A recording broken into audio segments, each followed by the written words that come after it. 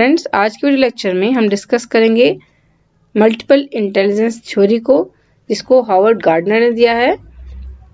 इस video lecture में हम हार्वर्ड गार्डनर की दी हुई मल्टीपल इंटेलिजेंस थ्योरी को डिटेल में डिस्कस करने जा रहे हैं, इसलिए आप इसको स्किप ना करें। ये बहुत ही इंपॉर्टेंट वीडियो रहने वाला है आप लोगों के लिए, सीटेट के पॉइंट ऑफ व्यू से या किसी भी टीचिंग एग्जाम के पॉइंट ऑफ व्यू से आप इसको देखें और स्किप ना करें बीच में, जिससे आप पूरी जो थ्योरी है उसको सही से उस कंसेप्ट को क्लियर कर सकें।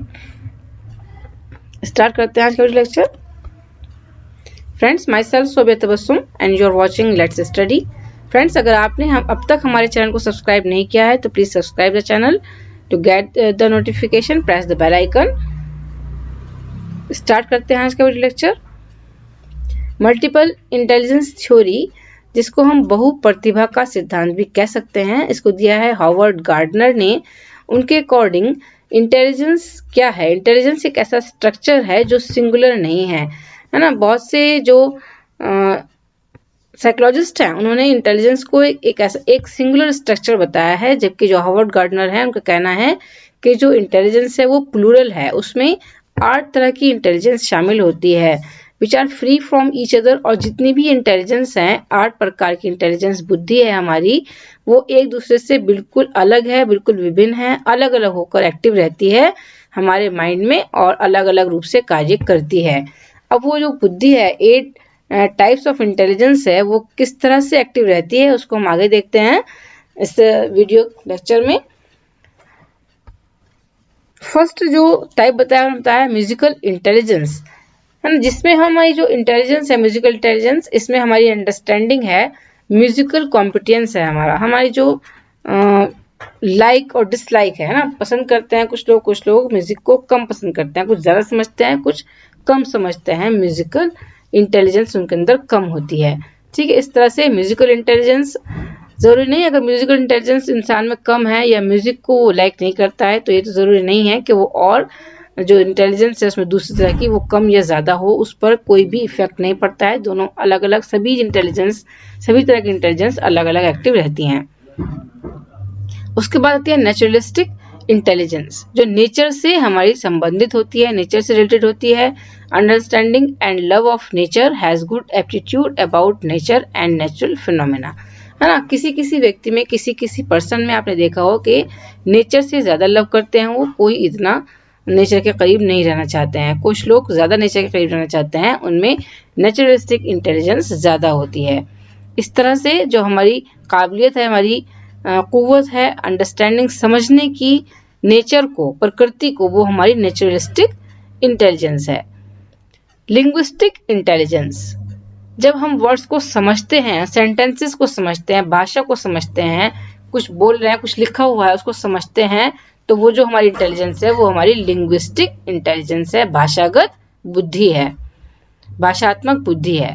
ठीक है। स्पेशल इंटेलिजेंस, जिसमें हमारी ड्राइंग एंड इमेजिनेशन आ जाती है, जो कुछ लोगों में ड्राइंग को लेकर बहुत ज्यादा योग्यता ज्यादा होती है, ड्राइंग को लेकर, आर्ट्स को लेकर, इमेजिनेशन, कल्पना बहुत ज्यादा होती है उनमें, चीजों की कल्पना कर सकते हैं वो, और उसके बाद इमेजिन कर उसको ड्रॉ भी कर सकते हैं। ठीक है, उन चीजों को, वो उनकी स्पेशल इंटेलिजेंस कहलाएगी। ठीक है, तो इस तरह से आप देख रहे हैं कि जितनी भी इंटेलिजेंस सब अलग अलग रूप में एक्टिव रहेंगी हर व्यक्ति के अंदर, तो इनमें एक दूसरे पर डिपेंड नहीं है, ये अलग अलग एक्टिव रहती हैं। Body kinesthetic intelligence, control on body kinetic power, है ना, जो इंसान की योग्यता है कंट्रोल करने की बॉडी पर अपने, वो बॉडी काइनेस्थेटिक इंटेलिजेंस के अंतर्गत आती है। नेक्स्ट देखते हैं लॉजिकल मैथमेटिकल इंटेलिजेंस। ठीक है, हमारी जो लॉजिकल, जो मैथमेटिकल वर्क करने की योग्यता है, रीजनिंग की, मैथमेटिकल एबिलिटी है, वो सभी चीजें इस इंटेलिजेंस के अंदर आती हैं। उसके बाद personal self intelligence, monitoring self feelings, अपनी फीलिंग्स को समझना, उन्हें मॉनिटर करना, उस पर काबू रखना, अपनी फीलिंग्स को फीलिंग्स को हमें किस तरह से महसूस करना है, किस तरह से अपने इमोशंस को दूसरों के सामने जाहिर करना है, किस इमोशन को नहीं करना है। ठीक है, उस पर जो हम मॉनिटर कर पाते हैं, कंट्रोल अपनी फीलिंग्स पर, अपने इमोशंस पर, डायरेक्ट ओन बिहेवियर, अपने बिहेवियर को किस तरह से हमें डायरेक्ट करना है, वो सब पर्सनल सेल्फ इंटेलिजेंस में आते हैं। नेक्स्ट, फिर इसके बाद हम देखते हैं पर्सनल अदर इंटेलिजेंस, यानी कि दूसरे लोगों की फीलिंग्स को समझना, जो हमारे साथ हैं, हमारे दोस्त हैं, हमारे टीचर हैं, हमारे पेरेंट्स हैं, आसपास के लोग हैं, उनकी फीलिंग्स को हम कितना समझते हैं, इमोशंस को, विशेस को, उनकी इच्छाओं को, उनकी एक्सपेक्टेशन, जो कुछ हमारे से एक्सपेक्ट करते हैं, एंड नीड्स, उनकी ज़रूरतों को और उनके बिहेवियर को हम कितना समझते हैं, वो हमारी पर्सनल अदर्स इंटेलिजेंस के अंदर आती है।